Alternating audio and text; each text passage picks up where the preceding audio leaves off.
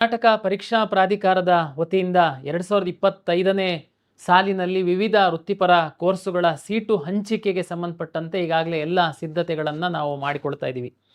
ಈಗಾಗಲೇ ತಮಗೆ ಈ ಹಿಂದಿನ ಅಧಿಕೃತವಾಗಿ ನಾವು ಪ್ರಾಧಿಕಾರದ ವತಿಯಿಂದ ನೀಡಿದಂಥ ವಿಡಿಯೋದಲ್ಲಿ ಇಂಜಿನಿಯರಿಂಗಿಗೆ ಸಂಬಂಧಪಟ್ಟಂತೆ ಯಾವ ರೀತಿ ನಾವು ಸೀಟನ್ನು ಹಂಚಿಕೆ ಮಾಡ್ತೀವಿ, ಅಂದರೆ ಯಾವ್ಯಾವ ಕಾಲೇಜಲ್ಲಿ ಎಷ್ಟೆಷ್ಟು ಸೀಟ್ಗಳು ನಮ್ಮ ಪ್ರಾಧಿಕಾರದಿಂದ ಹಂಚಿಕೆ ಆಗುತ್ತೆ, ಯಾವ್ಯಾವ ಸೀಟಿಗೆ ಏನೇನು ಶುಲ್ಕವನ್ನು ಸರ್ಕಾರ ನಿಗದಿಪಡಿಸಿದೆ ಇತ್ಯಾದಿಯಾಗಿ ನಾವು ಒಂದು ವಿಡಿಯೋವನ್ನು ಮಾಡಿ ತಮ್ಮ ವಿದ್ಯಾರ್ಥಿಗಳಿಗೆ ಶೇರ್ ಮಾಡಿದ್ವಿ. ತಮಗೆ ಅದು ಉಪಯೋಗ ಆಗಿದೆ ಅಂತ ನಾನು ಭಾವಿಸ್ತೀನಿ.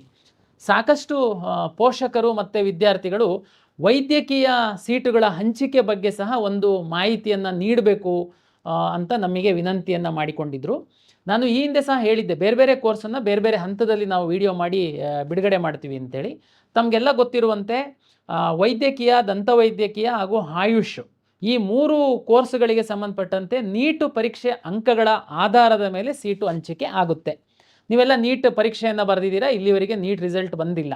ನೀಟ್ ರಿಸಲ್ಟ್ ಬಂದ ತಕ್ಷಣ ಕರ್ನಾಟಕ ರಾಜ್ಯದ ಎಷ್ಟು ವಿದ್ಯಾರ್ಥಿಗಳು ಮತ್ತು ಮ್ಯಾನೇಜ್ಮೆಂಟ್ ಸೀಟಿಗೆ ದೇಶದ ಬೇರೆ ಬೇರೆ ವಿದ್ಯಾರ್ಥಿಗಳು ಸಹ ಅರ್ಹತೆ ಗಳಿಸೋದ್ರಿಂದ ಆ ಎಲ್ಲ ಡೇಟಾವನ್ನು ನಮಗೆ ಕೊಡ್ತಾರೆ. ನಂತರ ನಾವು ಈಗಾಗಲೇ KEA ಯಾರು ರಿಜಿಸ್ಟ್ರೇಷನ್ ಮಾಡಿಸಿದ್ದೀರಾ, ನಮ್ಮಲ್ಲಿ ಎಕ್ಸಾಮ್ ಬರೆದಿದ್ದೀರಾ, ಕೆಲವರು ಎಕ್ಸಾಮ್ ಬರೀಲಿಲ್ಲ ಅಂದರೂ ನೀಟಿಗೋಸ್ಕರ ರಿಜಿಸ್ಟ್ರೇಷನ್ ಮಾಡಿಸಿದ್ದೀರಾ, ನಿಮ್ಮದು ಎಲ್ಲ ನೀಟಿನ ರ್ಯಾಂಕು ನಿಮ್ಮ ಒಂದು CET ಅಪ್ಲಿಕೇಶನ್ನಲ್ಲಿ ರಿಫ್ಲೆಕ್ಟ್ ಆಗುತ್ತೆ. ಕೆಲವರು ಮ್ಯಾನೇಜ್ಮೆಂಟ್ ಸೀಟ್ ತಗೊಳ್ಬೇಕಾಗಿರುತ್ತೆ, ಇಲ್ಲ ನೀಟಲ್ಲಿ ಮಾತ್ರ ಪಾರ್ಟಿಸಿಪೇಟ್ ಮಾಡಿ ಮೆಡಿಕಲ್ ಹೋಗಬೇಕಾಗಿರುತ್ತೆ. ತಾವು KEA ರಿಜಿಸ್ಟ್ರೇಷನ್ನೇ ಮಾಡಿಸಿಲ್ಲದೆ ಇರ್ಬೋದು, ನೀವು ಚಿಂತೆ ಮಾಡೋ ಅಗತ್ಯ ಇಲ್ಲ. ಒಂದು ಸರಿ ನೀಟ್ ರಿಸಲ್ಟ್ ಬಂದ ನಂತರ ನಿಮಗೆ ಸಹ ರಿಜಿಸ್ಟ್ರೇಷನ್ನಿಗೆ ನಾವು ಅವಕಾಶವನ್ನು ಮಾಡಿಕೊಳ್ತೀವಿ.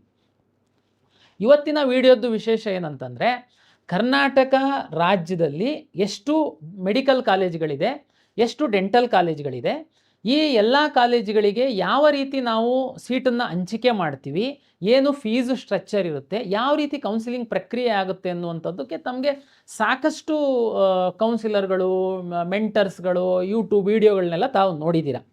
ಆದರೆ ನನ್ನ ಒಂದು ಪ್ರಯತ್ನ ಏನು ಅಂತಂದರೆ, ಇಡೀ ಕರ್ನಾಟಕ ರಾಜ್ಯದಲ್ಲಿ ಮೆಡಿಕಲ್ಲು ಡೆಂಟಲ್ಲಿಗೆ ಬಂದಂಥ ಸಂದರ್ಭದಲ್ಲಿ ಯಾರು ಅಧಿಕೃತವಾದಂಥ ಒಂದು body, director of medical education DME, ಅವರು ಒಂದು ಕರ್ನಾಟಕ ರಾಜ್ಯದಲ್ಲಿ ರಾಜೀವ್ ಗಾಂಧಿ ಯೂನಿವರ್ಸಿಟಿಯವರು ಏನು ಪರೀಕ್ಷೆ ಮತ್ತೊಂದೆಲ್ಲ ಮಾಡ್ತಾರೆ, ಅಫಿಲಿಯೇಷನ್ ಕೊಡ್ತಾರೆ.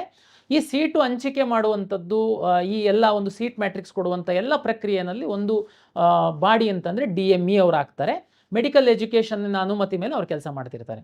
ಅದಕ್ಕೆ ನಾನಿವತ್ತು ಮೆಡಿಕಲ್ಲು ಮತ್ತು ಡೆಂಟಲ್ಲು ಸೀಟು ಹಂಚಿಕೆ, ಕಾಲೇಜು ಮತ್ತು ಫೀಸಿನ ಮಾಹಿತಿ ಕುರಿತು ತಮಗೆ ವಿವರಣೆಯನ್ನು ನೀಡುವಂಥದ್ದಕ್ಕೆ ಡೈರೆಕ್ಟರ್ ಆಫ್ ಮೆಡಿಕಲ್ ಎಜುಕೇಷನ್ ಇಲಾಖೆಯಲ್ಲಿ ಉಪನಿರ್ದೇಶಕರಾಗಿರುವಂತಹ ಈ ಎಲ್ಲ ಪ್ರಕ್ರಿಯೆಗಳಲ್ಲಿ ಭಾಗಿಯಾಗಿರುವಂತಹ ಶ್ರೀನಿವಾಸ್ ಮೂರ್ತಿ ಅವರನ್ನು ನಾವು ಇವತ್ತು ನಮ್ಮ ಸ್ಟುಡಿಯೋಕ್ಕೆ ಕರೆಸಿದ್ದೀವಿ.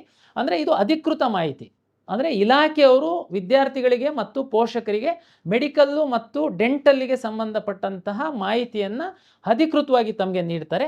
ತಾವು ದಯಮಾಡಿ ಆ ಮಾಹಿತಿಯನ್ನು ತಾವು ಕೇಳಿ, ತಮಗೆ ಮತ್ತು ಯಾವುದಾದ್ರೂ ಅನುಮಾನಗಳು ಬಂತು ಅಂತಂದರೆ ನಾವು ಮುಂದಿನ ದಿನಗಳಲ್ಲಿ ನಾವು ತಮಗೆ ಕಳಿಸ್ತೀವಿ. ತಾವು ಮೇಯ್ಲು ಏನಾದರೂ ನಮಗೆ ಮಾಡಿದರೆ ಸಹ ನಾವು ಅದನ್ನು ತಮಗೆ ಸರಿಯಾದ ಮಾಹಿತಿ ಕೊಡುವಂತಹ ಪ್ರಯತ್ನವನ್ನು ನಾವು ಮಾಡ್ತೀವಿ.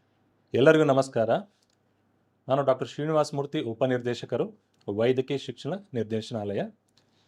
ಇವತ್ತು ವೈದ್ಯಕೀಯ ಶಿಕ್ಷಣ ಇಲಾಖೆ ಹಾಗೂ ಕರ್ನಾಟಕ ಪರೀಕ್ಷಾ ಪ್ರಾಧಿಕಾರದ ವತಿಯಿಂದ ನೀಟ್ UG 2025 ಕುರಿತಾಗಿ ಕೆಲವೊಂದು ಮಾಹಿತಿಯನ್ನು ವಿದ್ಯಾರ್ಥಿಗಳ ಜೊತೆ ಹಂಚಿಕೊಳ್ಳಲು ಬಯಸುತ್ತೇನೆ. ಈಗಾಗಲೇ ನೀಟ್ UG 2025 ಪರೀಕ್ಷೆ ಬರೆದಾಗಿದೆ ಹಾಗೂ ತಾವೆಲ್ಲರೂ ಫಲಿತಾಂಶಕ್ಕಾಗಿ ಎದುರು ನೋಡ್ತಾ ಇದ್ದೀರಿ. ಬಹಳಷ್ಟು ಪೋಷಕರಲ್ಲಿ ಮತ್ತು ವಿದ್ಯಾರ್ಥಿಗಳಲ್ಲಿ ಕೆಲವೊಂದು ಗೊಂದಲಗಳು, ಪ್ರಶ್ನೆಗಳು, ಹೇಗೆ ಇದನ್ನು ಕೌನ್ಸಿಲಿಂಗ್ ಪ್ರಕ್ರಿಯೆಯನ್ನು ನಾವು ಭಾಗವಹಿಸಬೇಕು, ಅದರ ಕುರಿತಾಗಿ ಮಾಹಿತಿ ಎಲ್ಲಿ ದೊರೆಯುತ್ತದೆ ಎಂಬಿತ್ಯಾದಿ ಕ್ವಶನ್ಗಳು ಅಥವಾ ಪ್ರಶ್ನೆಗಳು ತಮ್ಮಲ್ಲಿ ಇರುತ್ತದೆ. ಸೊ ಆದಷ್ಟು ತಕ್ಕ ಮಟ್ಟಿಗೆ ಈ ವಿಡಿಯೋ ಮೂಲಕ ತಮ್ಮಲ್ಲಿ ಕೆಲವೊಂದು ಮಾಹಿತಿಯನ್ನು ಹಂಚಿಕೊಂಡು ಹಾಗೂ ಮುಂದಿನ ದಿನಗಳಲ್ಲಿ ಆಪ್ಷನ್ ಎಂಟ್ರಿಯಿಂದ ಹಿಡಿದು ಸೀಟ್ ಸೆಲೆಕ್ಷನ್ನಿಂದ ಹಿಡಿದು ಕಾಲೇಜುಗಳ ಕುರಿತಾಗಿ ಮಾಹಿತಿಯಿಂದ ಹಿಡಿದು ಮತ್ತು ಈ ಪ್ರಕ್ರಿಯೆಯಲ್ಲಿ ಯಾವ ರೀತಿ ಭಾಗವಹಿಸಬೇಕು, ಶುಲ್ಕವನ್ನು ಯಾವ ರೀತಿ ಭರಿಸಬೇಕು, ಅಡ್ಮಿಷನ್ ಯಾವ ರೀತಿ ತಗೋಬೇಕು ಎನ್ನುವ ಎಲ್ಲ ಮಾಹಿತಿಯನ್ನು ವಿಡಿಯೋ ಮೂಲಕ ತಮ್ಮಲ್ಲಿ ಹಂಚಿಕೊಳ್ಳಲಾಗುವುದು. ಹೀಗಾಗಿ ನಾನು ತಮ್ಮಲ್ಲಿ ಕೇಳಿಕೊಳ್ಳೋದೇನೆಂದರೆ, ಆದಷ್ಟು ತಾವು ಮಧ್ಯವರ್ತಿಗಳ ಮೂಲಕ ಇದರ ಕುರಿತಾಗಿ ವ್ಯವಹರಿಸದೆ ನಿರಂತರವಾಗಿ ಕರ್ನಾಟಕ ಪರೀಕ್ಷಾ ಪ್ರಾಧಿಕಾರದ ವೆಬ್ಸೈಟನ್ನು ಹಾಗೂ ನಾವೇನೋ ವೆಬ್ಸೈಟಲ್ಲಿ ಪಬ್ಲಿಷ್ ಮಾಡ್ತೀವೋ ಬ್ರೋಷರನ್ನು ಕುಲಂಕುಷವಾಗಿ ತಾವು ಓದಿದಲ್ಲಿ ತಮ್ಮ ಎಲ್ಲ ಸಂಶಯಗಳು, ಡೌಟ್ಗಳು ದೂರವಾಗುತ್ತವೆ ಎಂದು ನಾನು ಅಭಿಪ್ರಾಯಪಡುತ್ತೇನೆ. ಒಟ್ಟಾರೆಯಾಗಿ ನಮ್ಮ ರಾಜ್ಯದಲ್ಲಿ 71 ವೈದ್ಯಕೀಯ ಕಾಲೇಜುಗಳು ಹಾಗೂ 45 ದಂತ ವೈದ್ಯಕೀಯ ಕಾಲೇಜುಗಳು ಕಾರ್ಯನಿರ್ವಹಿಸುತ್ತಿದೆ. ಈ 71 ವೈದ್ಯಕೀಯ ಕಾಲೇಜುಗಳಲ್ಲಿ 24 ಸರ್ಕಾರಿ ಒಡೆತನದಲ್ಲಿದೆ ಹಾಗೂ ಬಾಕಿ ಇರೋದೆಲ್ಲ ಪ್ರೈವೇಟ್ ಮೆಡಿಕಲ್ ಕಾಲೇಜ್ ಆಗಿರ್ತದೆ. ಹಾಗೆ 45 ಏನು ದಂತ ವೈದ್ಯಕೀಯ ಕಾಲೇಜುಗಳಿದ್ದಾವೆ, ಅದರಲ್ಲಿ 3 ಕಾಲೇಜುಗಳು ಸರ್ಕಾರಿ ಕಾಲೇಜುಗಳಾಗಿವೆ ಹಾಗೂ ಬಾಕಿ ಇರೋ ಕಾಲೇಜುಗಳೆಲ್ಲ ಪ್ರೈವೇಟ್ ಡೆಂಟಲ್ ಕಾಲೇಜಸ್. ಸೊ ಇವತ್ತೇನು ನಾನು ತಮ್ಮಲ್ಲಿ ಮಾಹಿತಿಯನ್ನು ಹಂಚಿಕೊಳ್ಳಲು ಬಯಸುತ್ತೇನೆಂದರೆ, ಭಾಳಷ್ಟು ತಮ್ಮಲ್ಲಿ ಈಗ ಈ ಪರೀಕ್ಷೆ ಬರೆದಾಗಿದೆ, ಫಲಿತಾಂಶ ಯಾವಾಗ ಬರ್ಬೋದು, ಬಂದ ನಂತರ ನಾವು ಏನು ಮಾಡಬೇಕು, ಯಾವ ರೀತಿ ನಾವು ಮುಂದುವರಿಬೇಕು ಎನ್ನುವ ತಮ್ಮ ಆತಂಕ ಅಥವಾ ಕುತೂಹಲ ಒಂದು ಇರುತ್ತದೆ. ಈ ಫಲಿತಾಂಶವೇನಾದರೂ ಪ್ರಕಟವಾದ ನಂತರ ನಾವು ಮೆಡಿಕಲ್ ಕೌನ್ಸಿಲಿಂಗ್ ಕಮಿಟಿ ಅವರು ಪ್ರಸ್ತುತಪಡಿಸುವ ಅಥವಾ ಅವರು ಹೊರಡಿಸುವ ಟೈಮ್ ಶೆಡ್ಯೂಲ್ ಅದರ ಪ್ರಕಾರ ಕಾರ್ಯನಿರ್ವಹಿಸುತ್ತೇವೆ. ಆಲ್ ಇಂಡಿಯಾ ಕೋಟಾ ಸೀಟುಗಳಿಗೆ ಹಾಗೂ ಡೀಮ್ಡ್ ಯೂನಿವರ್ಸಿಟಿ ಕೋಟಾ ಸೀಟುಗಳಿಗೆ ಮೆಡಿಕಲ್ ಕೌನ್ಸಿಲಿಂಗ್ ಕಮಿಟಿ ವತಿಯಿಂದ ಕೌನ್ಸಿಲಿಂಗ್ ನಡೆಸಲಾಗುತ್ತದೆ. ಹಾಗೂ ಕರ್ನಾಟಕ ಸರ್ಕಾರದ ಕೋಟಾ ಸೀಟುಗಳಿಗೆ ಕರ್ನಾಟಕ ಸರ್ಕಾರ ಪರವಾಗಿ ಕಾರ್ಯನಿರ್ವಹಿಸುತ್ತಿರುವ ಕರ್ನಾಟಕ ಪರೀಕ್ಷಾ ಪ್ರಾಧಿಕಾರದ ವತಿಯಿಂದ ಸೀಟು ಹಂಚಿಕೆ ಮಾಡಲಾಗುತ್ತದೆ. ಈ 2 ಸೀಟು ಹಂಚಿಕೆಯು ನಮ್ಮ ಮೆಡಿಕಲ್ ಕೌನ್ಸಿಲಿಂಗ್ ಕಮಿಟಿಗೆ ಏನು ಟೈಮ್ ಶೆಡ್ಯೂಲ್ ಇಶ್ಯೂ ಮಾಡ್ತಾರೆ ಅದರ ಮೇಲೆಯೇ ಅವಲಂಬಿತರಾಗುತ್ತದೆ. ಆಲ್ ಇಂಡಿಯಾ ಕೋಟಾ ಸೀಟುಗಳಿಗೆ ಸೀಟು ಹಂಚಿಕೆ ಆದ 1 ವಾರ ಅಥವಾ 10 ದಿನಗಳ ನಂತರ ನಮ್ಮ ಕರ್ನಾಟಕ ಪರೀಕ್ಷಾ ಪ್ರಾಧಿಕಾರದ ಕೌನ್ಸಿಲಿಂಗ್ ಪ್ರಕ್ರಿಯೆ ಶುರುವಾಗುತ್ತದೆ. ಮಾನ್ಯ ಸರ್ವೋಚ್ಚ ನ್ಯಾಯಾಲಯವು ಅದರಲ್ಲಿ ಹೊರಡಿಸಿರುವ ಆದೇಶದಂತೆ ಈ ಕೌನ್ಸಿಲಿಂಗ್ ಪ್ರಕ್ರಿಯೆಯು 4 ಸುತ್ತುಗಳಲ್ಲಿ ನಡೆಯುತ್ತದೆ. ಮೊದಲನೇ ಸುತ್ತು, 2ನೇ ಸುತ್ತು, 3ನೇ ಸುತ್ತು ಅಥವಾ ಮಾಪಪ್ ರೌಂಡ್, 4ನೇ ಸುತ್ತು ಅದು ಸ್ಟ್ರೇ ವೇಕೆನ್ಸಿ ರೌಂಡ್. ಸೊ ಈ 4 ಸುತ್ತುಗಳು ಮೆಡಿಕಲ್ ಕೌನ್ಸಿಲಿಂಗ್ ಕಮಿಟಿ ಮತ್ತು ಕರ್ನಾಟಕ ಪರೀಕ್ಷಾ ಪ್ರಾಧಿಕಾರದ್ದು ಪ್ಯಾರಲಲ್ ಆಗಿ, ಅಂದರೆ ಮೆಡಿಕಲ್ ಕೌನ್ಸಿಲಿಂಗ್ ಕಮಿಟಿ ವತಿಯಿಂದ 1 ವಾರದ ಅಂತರದಲ್ಲಿ ನಮ್ಮದು ಫಸ್ಟ್ ರೌಂಡ್ ನಮ್ಮಲ್ಲಿ ಸ್ಟಾರ್ಟ್ ಆಗುತ್ತದೆ. ಹೀಗಾಗಿ ಇವೆರಡು ಓವರ್ಲ್ಯಾಪ್ ಆಗಲ್ಲ. ಅಂದರೆ ನಿಮಗೇನಾದರೂ ಆಲ್ ಇಂಡಿಯಾ ಕೋಟಾದಲ್ಲಿ ಭಾಗವಹಿಸಿ ಇಚ್ಛೆ ಇದ್ದು ಅಲ್ಲಿ ಏನಾದರೂ ಸೀಟ್ ದೊರೆತಲ್ಲಿ ಅಲ್ಲಿ ತಗೋಬೋದು. ಅಲ್ಲಿ ಭಾಗವಹಿಸಿ ನಿಮಗೆ ಸೀಟ್ ದೊರೆಯದೇ ಹೋದರೆ ಕರ್ನಾಟಕ ಪರೀಕ್ಷಾ ಪ್ರಾಧಿಕಾರದ ನಾವು ಪ್ರಾರಂಭಿಸುವ ಕೌನ್ಸಿಲಿಂಗಲ್ಲಿ ಭಾಗವಹಿಸಿ ಇಲ್ಲಿ ಕೂಡ ಸೀಟನ್ನು ಆಯ್ಕೆ ಮಾಡಲು ತಮಗೆ ಅವಕಾಶ ಇರುತ್ತದೆ. ಸೊ ಈ ಕುರಿತಾಗಿ ತಮ್ಮಲ್ಲಿ ಯಾವುದೇ ಗೊಂದಲ ಬೇಡ. ಸೊ ನಾನು ತಮ್ಮಲ್ಲಿ ಕೇಳಿಕೊಳ್ಳೋದೇನೆಂದರೆ, ತಾವು ನಿರಂತರವಾಗಿ ಮೆಡಿಕಲ್ ಕೌನ್ಸಿಲಿಂಗ್ ಕಮಿಟಿ ವತಿಯಿಂದ ಏನು ಪಬ್ಲಿಷ್ ಮಾಡ್ತಾರೆ ಬ್ರೋಷರು ಅಥವಾ ಟೈಮ್ ಶೆಡ್ಯೂಲ್, ಅದನ್ನು ನೋಡ್ತಾ ಇರಬೇಕು. ಹಾಗೂ ಕರ್ನಾಟಕ ಪರೀಕ್ಷಾ ಪ್ರಾಧಿಕಾರದ ವತಿಯಿಂದ ವೆಬ್ಸೈಟಲ್ಲಿ ಏನು ನಾವು ಪಬ್ಲಿಷ್ ಮಾಡ್ತೀವಿ ಟೈಮ್ ಶೆಡ್ಯೂಲ್, ಅದನ್ನು ನಿರಂತರವಾಗಿ ತಪ್ಪದೆ ಗಮನಿಸ್ತಾ ಇರಬೇಕು. ಹಾಗೂ ಈ 4 ಸುತ್ತುಗಳು first round, second round, third round, fourth round ಇದು ಯಾವ ರೀತಿಯಾಗಿ ನಡೆಯುತ್ತದೆ ಅಂತೇಳಿ ನಾವು ಬ್ರೋಷರಲ್ಲಿ ಸಂಪೂರ್ಣ ಮಾಹಿತಿಯನ್ನು ನೀಡಿರುತ್ತೇವೆ. ಹಾಗೂ ನಾವು ಇದರಲ್ಲಿ ಪಾಲಿಸಬೇಕಾದ ನಿಯಮಗಳೇನಿದೆ, ಯಾವ ರೀತಿ ಅಪ್ಲೈ ಮಾಡಬೇಕು, ಯಾವ ರೀತಿ ಆಪ್ಷನ್ ಎಂಟ್ರಿ ಹಾಕಬೇಕು, ಯಾವ ರೀತಿ ಸೀಟ್ ಸೆಲೆಕ್ಷನ್ ಆದ ತಕ್ಷಣ ಕಾಲೇಜು ಹೋಗಿ ಜಾಯ್ನ್ ಆಗಬೇಕು, ಫೀಸ್ ಅನ್ನು ಕರ್ನಾಟಕ ಪರೀಕ್ಷಾ ಪ್ರಾಧಿಕಾರದಲ್ಲೇ ತಾವು ಭರಿಸಬೇಕಾಗಿರೋದ್ರಿಂದ ಅದನ್ನು ಕೂಡ ತಾವು ಮಾಹಿತಿಯನ್ನು ತಮಗೆ ಸಂಪೂರ್ಣವಾಗಿ ನೀಡಲಾಗುತ್ತದೆ. ಹೀಗಾಗಿ ಯಾವುದೇ ಮಧ್ಯವರ್ತಿಗಳ ಆಶ್ವಾಸನೆಗೆ ತಾವು ಒಳಗಾಗಿ ವಂಚನೆಗೊಳಗಾಗದೆ, ಆತಂಕಕ್ಕೊಳಗಾಗದೆ ಸಂಪೂರ್ಣವಾಗಿ KE ವೆಬ್ಸೈಟನ್ನು ಓದಿದಲ್ಲಿ ಅಥವಾ ಬ್ರೋಷರನ್ನು ನೋಡಿದಲ್ಲಿ ಹಾಗೂ ಮೆಡಿಕಲ್ ಕೌನ್ಸಿಲಿಂಗ್ ಕಮಿಟಿಯವರು ಏನು ಪಬ್ಲಿಷ್ ಮಾಡ್ತಾರೆ ಬ್ರೋಷರ್, ಅದನ್ನು ಸಂಪೂರ್ಣವಾಗಿ ಓದಿದಲ್ಲಿ ತಮಗೆ ಪೂರ್ಣವಾದ ಮಾಹಿತಿ ಲಭಿಸಿ ತಮ್ಮ ಆತಂಕವೆಲ್ಲ ದೂರವಾಗೋದರಲ್ಲಿ ಸಂಶಯವಿಲ್ಲ ಎಂದು ನಾನು ಆಶಯ ವ್ಯಕ್ತಪಡಿಸುತ್ತೇನೆ. ಮುಂದುವರೆದು ಈಗ ನಮ್ಮ ಸೀಟ್ ಡಿಸ್ಟ್ರಿಬ್ಯೂಷನ್ ಈ ಕಾಲೇಜುಗಳಲ್ಲಿ ಯಾವ ರೀತಿ ಆಗುತ್ತದೆ. ಈಗ ನಾವು ಸರ್ಕಾರಿ ವೈದ್ಯಕೀಯ ಕಾಲೇಜುಗಳನ್ನು ನೋಡಿದಲ್ಲಿ 15% ಸೀಟುಗಳನ್ನು ನಾವು ಆಲ್ ಇಂಡಿಯಾ ಕೋಟಾ ಮೂಲಕ ಅದು MCCನೇ ಫಿಲಪ್ ಮಾಡುತ್ತೆ. ಹಾಗೂ ಉಳಿದ 85% ಸೀಟುಗಳನ್ನು ನಮ್ಮ ಕರ್ನಾಟಕ ಪರೀಕ್ಷಾ ಪ್ರಾಧಿಕಾರದ ವತಿಯಿಂದ ನಾವು ಭರ್ತಿ ಮಾಡುತ್ತೇವೆ. ನೀವು ಪ್ರೈವೇಟ್ ಕಾಲೇಜುಗಳಿಗೆ ಬಂದಲ್ಲಿ ಪ್ರೈವೇಟ್ ಕಾಲೇಜಿನವರು ಒಂದು 40% ಸೀಟುಗಳನ್ನು ಅಥವಾ ಮೈನಾರಿಟಿ ಕಾಲೇಜ್ ಆದರೆ 20ರಿಂದ 25% ಸೀಟುಗಳನ್ನು ಅವರು ಸರ್ಕಾರಕ್ಕೆ ಬಿಟ್ಟುಕೊಡುತ್ತಾರೆ. ಬಾಕಿ ಒಂದು 70ರಿಂದ 65% ಸೀಟುಗಳನ್ನು ಅವರು ಪ್ರೈವೇಟ್ ಕೋಟಾ ಸೀಟುಗಳಾಗಿ ಪರಿವರ್ತಿಸಿ NRI ಕೋಟಾ ಹಾಗೂ ಮ್ಯಾನೇಜ್ಮೆಂಟ್ ಕೋಟಾಗಳಿಗೆ ಪರಿವರ್ತಿಸಿ ಅದರ ಅಡಿಯಲ್ಲಿ ತುಂಬಲಾಗುತ್ತದೆ. ಹಾಗೂ ನಮ್ಮ ಮಾನ್ಯ ಸರ್ವೋಚ್ಚ ನ್ಯಾಯಾಲಯದ ಆದೇಶದಂತೆ ಈ ಎಲ್ಲ 4 ಸುತ್ತುಗಳು ಆನ್ಲೈನ್ ಮೂಲಕ ನಡೆಸಲಾಗುತ್ತದೆ. ಸೊ ತಮಗೆ ಯಾವುದಾದ್ರೂ ಮಧ್ಯವರ್ತಿಗಳು NRI ಕೋಟಾ ಸೀಟುಗಳನ್ನು ಕೊಡಿಸುವುದಾಗಲಿ ಅಥವಾ ಮ್ಯಾನೇಜ್ಮೆಂಟ್ ಕೋಟಾ ಸೀಟುಗಳನ್ನು ತಾವೇ ಖುದ್ದಾಗಿ ಕೊಡಿಸುವುದಾಗಲಿ ತಮ್ಮಲ್ಲಿ ಏನಾದರೂ ಹೇಳಿದರೆ ಅದನ್ನು ನಂಬದೆ ಈ ಎಲ್ಲ ಸೀಟುಗಳನ್ನು ಕರ್ನಾಟಕ ಪರೀಕ್ಷಾ ಪ್ರಾಧಿಕಾರದಿಂದ ಆನ್ಲೈನ್ ಮುಖಾಂತರವೇ ಮೆರಿಟ್ ಆಧಾರದ ಮೇಲೆ ತುಂಬಲಾಗುವುದು ಎಂದು ತಮ್ಮಲ್ಲಿ ಸ್ಪಷ್ಟಪಡಿಸುತ್ತೇನೆ. ಹಾಗೂ ಈ ಕುರಿತಾಗಿ ನಾವೇನು ಕಾಲಕಾಲಕ್ಕೆ ಪ್ರತಿ ರೌಂಡಿಗೆ ಏನು ನಾವು ಪಬ್ಲಿಷ್ ಮಾಡ್ತೀವಿ ನೋಟಿಫಿಕೇಶನ್ ಮತ್ತು ನಿಯಮಗಳನ್ನೇನು ನಾವು ತಮ್ಮಲ್ಲಿ ತಿಳಿಸ್ತೇವೆ, ಅದನ್ನು ಪಾಲನೆ ಮಾಡಿದಲ್ಲಿ ತಮಗೆ ಯಾವುದೇ ಆತಂಕವಿಲ್ಲದೆ ಈ ಪ್ರಕ್ರಿಯೆಯಲ್ಲಿ ಭಾಗವಹಿಸಿ ತಮಗೆ ತಮ್ಮ ಮೆರಿಟ್ಗೆ ಅನುಗುಣವಾಗಿ ತಮ್ಮ ಇಚ್ಛೆಗೆ ಅನುಗುಣವಾಗಿ, ಯಾಕಂದರೆ ಆಪ್ಷನ್ ಎಂಟ್ರಿ ಅಂತ ನಾವು ಹೇಳೋದೇ ಅದಕ್ಕೆ ನಿಮ್ಗೆ ಯಾವ ಕಾಲೇಜ್ ಬೇಕೋ ಅದನ್ನು ಫಸ್ಟ್ ಪ್ರಿಫರೆನ್ಸು, ಅದು ದೊರಕದೆ ಹೋದರೆ ಯಾವ ಕಾಲೇಜ್ ಬೇಕೋ ಅದನ್ನು ಸೆಕೆಂಡ್ ಪ್ರಿಫರೆನ್ಸು, ಈ ಥರ ನಿಮಗೆ ಆಪ್ಷನ್ ಎಂಟ್ರಿ ಮಾಡೋಕ್ಕೆ ಅವಕಾಶ ಇರುತ್ತದೆ. ಆ ಆಪ್ಷನ್ ಎಂಟ್ರಿ ಮೂಲಕ ತಮಗೆ ಯಾವುದೇ ಕಾಲೇಜ್ ಇಷ್ಟನೋ ಅದನ್ನು ಆಯ್ಕೆ ಮಾಡಿ ತಮ್ಮ ಮೆರಿಟ್ ಆಧಾರದ ಮೇಲೆ ಸೀಟ್ ದೊರೆತಲ್ಲಿ ತಾವು ಪ್ರವೇಶಾತಿಯನ್ನು ಪಡೆಯಬಹುದಾಗಿರುತ್ತದೆ. ಮುಂದುವರೆದು ಈ ಕರ್ನಾಟಕ ಪರೀಕ್ಷಾ ಪ್ರಾಧಿಕಾರದಿಂದ ಒಂದು ಮಹತ್ತರವಾದ ಒಂದು ಕೆಲಸವನ್ನು ಅವರು ಕೈಗೊಂಡಿದ್ದಾರೆ. ಅದೇನೆಂದರೆ ನಮ್ಮ ಕರ್ನಾಟಕ ಪರೀಕ್ಷಾ ಪ್ರಾಧಿಕಾರದ ವೆಬ್ಸೈಟಲ್ಲಿ ಎಲ್ಲ ಕಾಲೇಜುಗಳ ಕುರಿತಾಗಿ ಮಾಹಿತಿಯನ್ನು ಹಂಚಿಕೊಳ್ಳಲಾಗಿದೆ. ಆ ಕಾಲೇಜಲ್ಲಿ ಇರುವ ಸೌಲಭ್ಯಗಳು, ಆ ಕಾಲೇಜಿನಲ್ಲಿರುವ ಸಂಪೂರ್ಣ ಮಾನವ ಸಂಪನ್ಮೂಲವಾಗಲಿ ಅಥವಾ ಇನ್ಫ್ರಾಸ್ಟ್ರಕ್ಚರ್ ಆಗಲಿ, ಅದರ ಫೋಟೋ ಸಹಿತ ಎಲ್ಲ ಮಾಹಿತಿಯು ಕರ್ನಾಟಕ ಪರೀಕ್ಷಾ ಪ್ರಾಧಿಕಾರದ ವೆಬ್ಸೈಟ್ನಲ್ಲಿ ಲಭ್ಯ ಇರೋದರಿಂದ ತಾವು ಆ ವೆಬ್ಸೈಟನ್ನು ಸರಿಯಾಗಿ ನೋಡಿ ತಮ್ಮ ಇಚ್ಛೆಗೆ ಅನುಗುಣವಾಗಿ ಕಾಲೇಜನ್ನು ಆಯ್ಕೆ ಮಾಡಲು ತಾವು ಸಂಪೂರ್ಣ ಸ್ವತಂತ್ರರಾಗಿರುತ್ತೀರಿ. ಶ್ರೀನಿವಾಸ್ ಮೂರ್ತಿಯವರು ತಮಗೆಲ್ಲ ಈಗಾಗಲೇ ಡೆಂಟಲ್ಲು ಮತ್ತು ಮೆಡಿಕಲ್ ಸೀಟು ಎಷ್ಟಿರುತ್ತೆ, ಯಾವ ಶೇರಿಂಗ್ ಇರುತ್ತೆ, ನಾವು ಏನು ಅಲಾಟ್ ಮಾಡ್ತೀವಿ ಮತ್ತು MCC ಅವರು ಏನು ಸೀಟ್ಗಳನ್ನು ಅಲಾಟ್ ಮಾಡ್ತಾರೆ ಮತ್ತು ಫೀಸು ಯಾವ ರೀತಿ ಇರುತ್ತೆ, ಎಷ್ಟು ರೌಂಡಲ್ಲಿ ಸೀಟನ್ನು ಹಂಚಿಕೆ ಮಾಡ್ತಾರೆ ಅಂತನ್ನುವಂಥದ್ದನ್ನು ಶ್ರೀನಿವಾಸ್ ಮೂರ್ತಿಯವರು ಅಧಿಕೃತವಾಗಿ ಉಪನಿರ್ದೇಶಕರು DME ಅವರು ತಮಗೆ ತಿಳಿಸ್ಕೊಟ್ಟಿದ್ದಾರೆ. ನಾನು ಪೋಷಕರಿಗೆ ಮತ್ತು ವಿದ್ಯಾರ್ಥಿಗಳಿಗೆ ಅಂತಿಮವಾಗಿ ನಾನು ಏನು ಹೇಳಲಿಕ್ಕೆ ಇಚ್ಛೆ ಪಡ್ತೀನಿ ಅಂತಂದರೆ, 100% ಸೀಟ್ಗಳು ಕರ್ನಾಟಕ ಪರೀಕ್ಷಾ ಪ್ರಾಧಿಕಾರದ ಮುಖಾಂತರವೇ ಹಂಚಿಕೆ ಆಗುತ್ತೆ. ದಯಮಾಡಿ ಅರ್ಥ ಮಾಡ್ಕೊಳ್ಳಿ.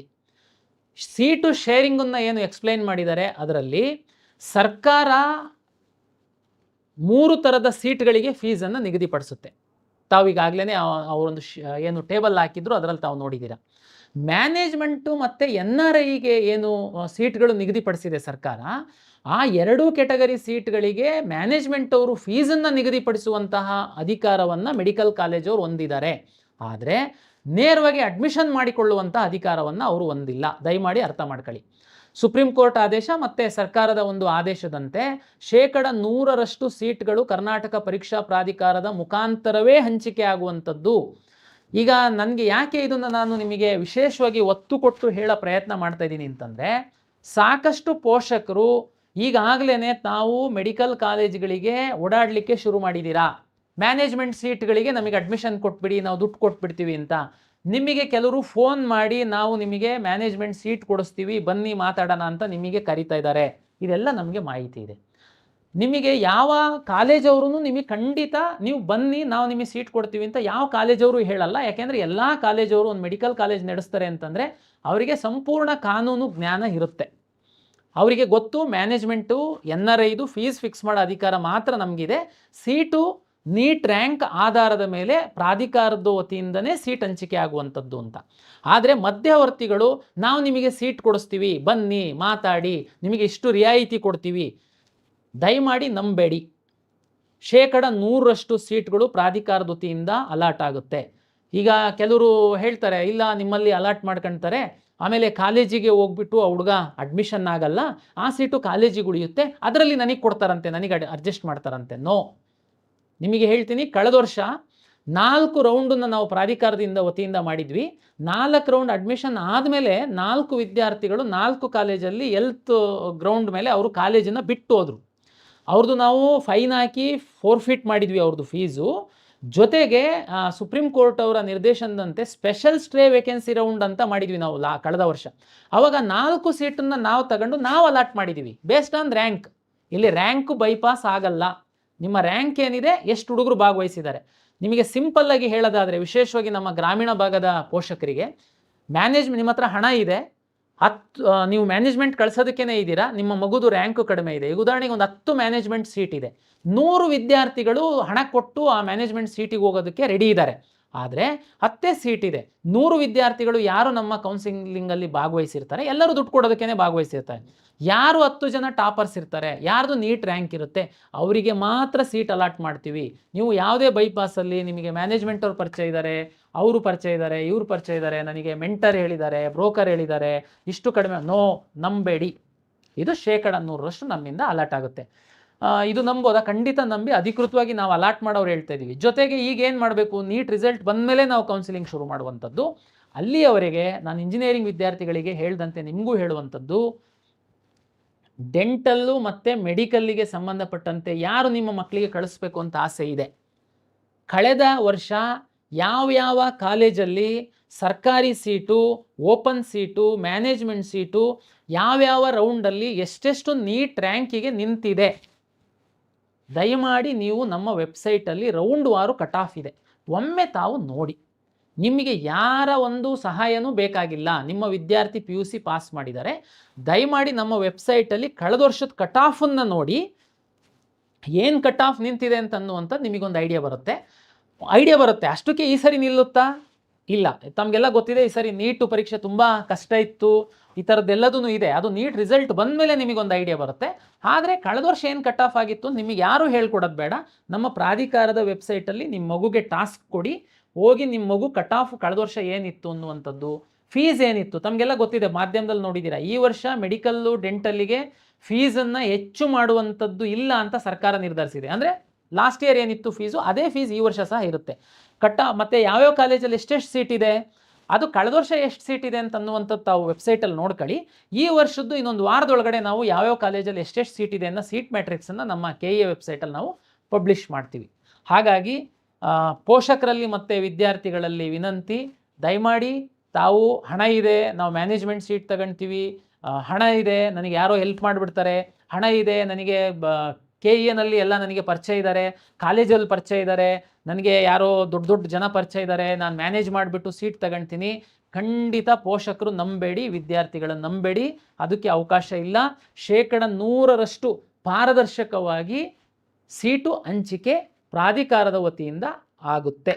ತಮಗೆ ಪ್ರತಿ ಹಂತದಲ್ಲಿ ನಾವು ತಮಗೆ ಮಾಹಿತಿಯನ್ನು ಕೊಡ್ತಾ ಹೋಗ್ತೀವಿ. ಕರ್ನಾಟಕ ಪರೀಕ್ಷಾ ಪ್ರಾಧಿಕಾರದ ವತಿಯಿಂದನೇ ನಾವು ಈ ವಿಡಿಯೋನ ಮಾಡಿ ಅಪ್ಲೋಡ್ ಮಾಡ್ತಾ ಇದ್ದೀವಿ. ನಮ್ಮ ಪ್ರಾಧಿಕಾರದ ಯೂಟ್ಯೂಬ್ ಚಾನಲ್ ಸಹ ಇದೆ, ತಾವು ಸಬ್ಸ್ಕ್ರೈಬ್ ಆದರೆ ನಿಮಗೆ ಯಾವ್ಯಾವ ನಮ್ಮ ಲೇಟೆಸ್ಟ್ ವೀಡಿಯೋಸ್ ಬರುತ್ತೆ ತಮಗೆ ಸಿಗ್ತಾ ಇರುತ್ತೆ. ಎಲ್ಲರಿಗೂ ನಮಸ್ಕಾರ.